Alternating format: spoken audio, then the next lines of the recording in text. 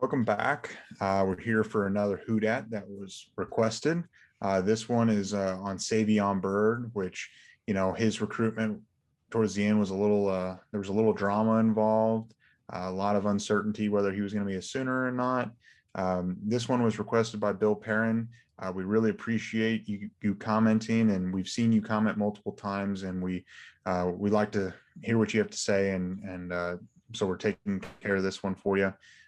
We'll get going into this. Savion, one of the top two offensive linemen recruits that the Sooners got. He actually might be the top one in the 2021 class. He's a 6'5", 295 pounds. This was at least what he was in high school. And offensive tackle out of Duncanville, Texas. He's the number 64 overall offensive line or overall player and the number 4 interior offensive lineman in the country. He was the 2021. He played in the 2021 Under Armour All-American game in the Polynesian Bowl selection. Actually, I don't think they even played last year, did they? I knew he was a selection. So. No. So he was just a selection for both those games. He had offers from literally everywhere: Alabama, Georgia, LSU, Texas A&M, and SMU. And if you guys remember, or if you followed it, SMU is the hometown school for that area with Duncanville.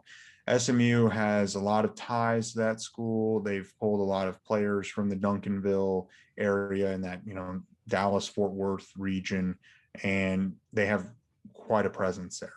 And it seemed like going through his recruitment, a lot of people expected him to go play for SMU just because that's what a lot of previous kids did. They might not have been as highly recruited as Savion was, but it seemed to be like you play at Duncanville, you go play at SMU, and that's kind of the trend. And I remember watching an interview, I think Brandon Drum did it with him, that was talking about, before his commitment, he was kind of, Drum was asking him, what are your plans? What are you thinking?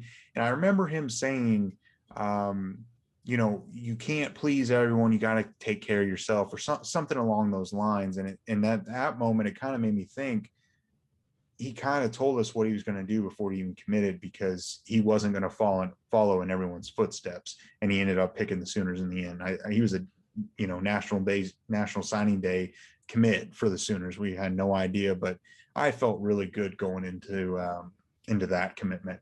So, Jose, what's your initial takeaway on him? And I know a lot of upside with him. What do you think? Yeah, definitely. The upside is obviously huge there. I think he's going to be a big contributor once he does get to play for Coach B and officially be on the field. I wouldn't expect him to play too much this year. Personally, I just think that there's more experience that Coach B will trust to be playing, throughout the season. Maybe he'll get to play some snaps at the beginning against Western Carolina, at Tulane whenever we're just demolishing teams. He'll probably get to play in the third and fourth quarters at that point. But yeah, this guy is going to be a beast.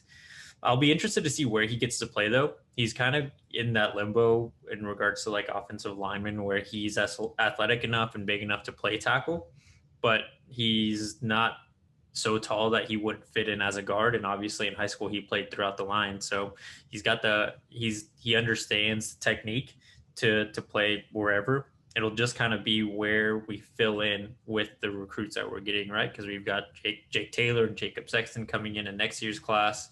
And we're going to still have Rame for another couple of years. So he's definitely going to be a big piece for the line moving forward. Maybe if he does get to play tackle, maybe like a guy like Cody Ford, where he's kind of like the attitude, and hopefully he's kind of got that personality where he's the attitude of the line. But it'll be fun to see. Hopefully he just gets a lot of pancakes out there, doesn't let anyone get past.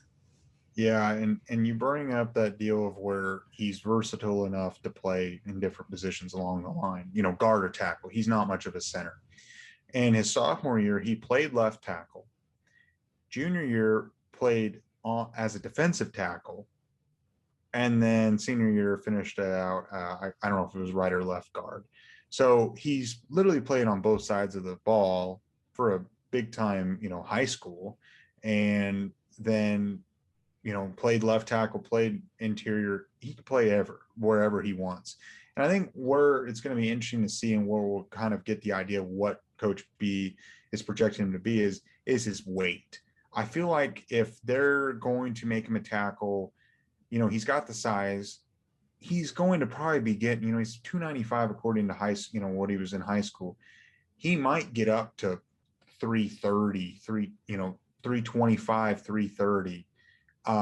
More of a, not much of as quite as athletic as far as needing to run down the field and get to that second level.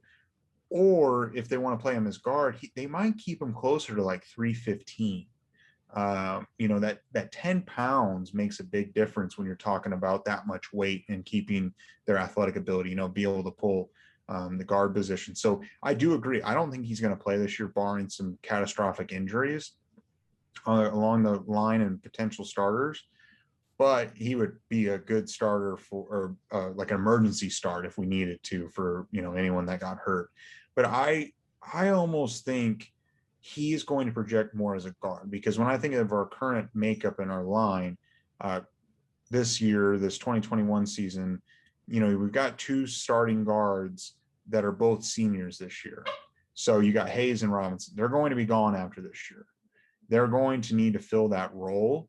And I feel like he would be a great candidate for that. Andrew Rame currently is competing for the center position, and he can play guard too. It just depends.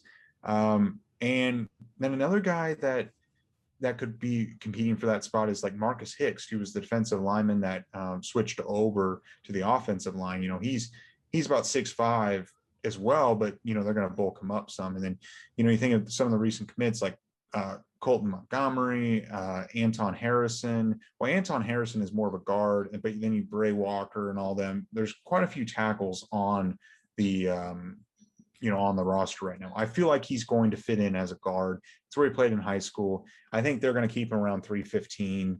But maybe I'm wrong. I just feel like there's going to be a big hole, and that's his quickest path to playing time. Yeah, I 100% agree there. I think that you're right. He is kind of just going to get slotted in as a guard, at least for his first year when he gets to play, because the holes that we're going to have in the offensive line, he'll have experience with Coach B. Coach B will probably trust him by then, right? Because like we mentioned in the last episode from Friday, our offensive line isn't really ever struggling. We're more reloading every year rather than rebuilding. So really it's, are you talented enough? Do you have the technique that Coach B wants, and can he trust you to do your job? And if you can prove that on the practice field, you're going to be playing. So I think that's why most of the time we don't see freshmen really playing for Oklahoma's offensive line, other than Creed Humphrey. And correct me if I'm wrong, I think he was the last true freshman that just came in and got inserted into the line. I believe so. There's not many, and he was also a 3-star, so no one expected him to come out of what was it, Choctaw, Oklahoma. I think he's from, and he started. So you're right. The odds of him playing just because of that precedent is low. But something interesting about the depth goes, there's rumors floating around that Wanya Morris, there's some academic concerns, but I think it's going to get cleared up. I remember reading through his transfer from Tennessee, all the little articles and stuff. It seems like there's been a little bit of discrepancy with his major and his credits and at Tennessee and transferred over. I don't know.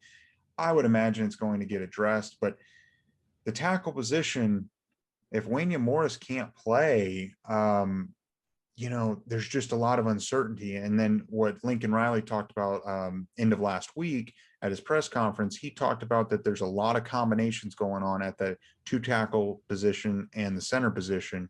And if Wanya Morris is actually not going to be able to play for one reason or another this year, the door is wide open. I mean, the guy's played left tackle in high school. I know that's sophomore year, but he might be able to fill that role if he's asked of it. I would think Bray Walker would step in before him, but of course I thought Bray Walker was going to step in last year. I just thought he was ready to go, but obviously something came up. I don't know. It's going to be interesting to see as far as that goes. Yeah, 100%. I mean, it's just hard to tell with offensive linemen, especially for Oklahoma. You could come in, like you said, with Walker.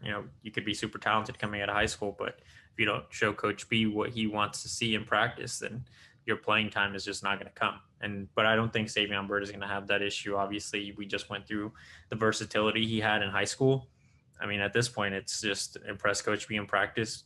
You know, clean up your technique a little bit so that he feels you can compete against, you know, be the best amongst the offensive line room, but obviously also compete against the opposing defensive line, especially once Savion, but potentially Savion could be starting during the first year Oklahoma's in the SEC, and those defensive lines are pretty good usually. Especially you got places like Alabama and LSU and Georgia. You better be ready to compete against guys that are just as big, if not bigger. That's not really a problem that guys have here right now while we're in the Big 12. There's decent players, but there's nothing like what Alabama and those guys have over there. Yeah, no, that's definitely something to play into it. And we talked about this with the wide receiver position and the corner position, where you take some guys that are wide receivers like the Sooners are doing with Spears Jennings and Savion Bryson are projecting them as defensive backs. And I know Savion Byrd has been recruited as an offensive lineman, and that's where he's at right now. But with his experience, I know it's only high school as a junior as a defensive tackle. That has to play something into his favor. He knows kind of the first step and the swim move or whatever move, that he was really good at.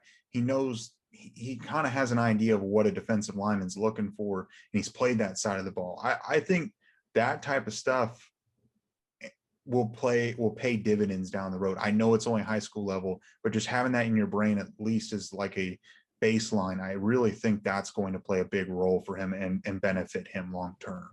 Yeah, no, 100%. It'll definitely get him, and potentially that may be why he does get to play guard.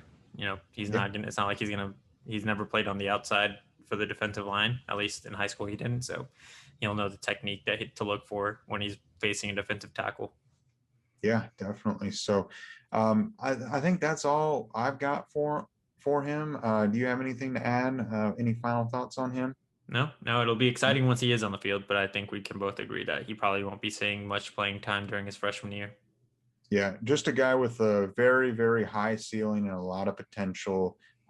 If he puts it all together with Coach B, works hard, which I think he will.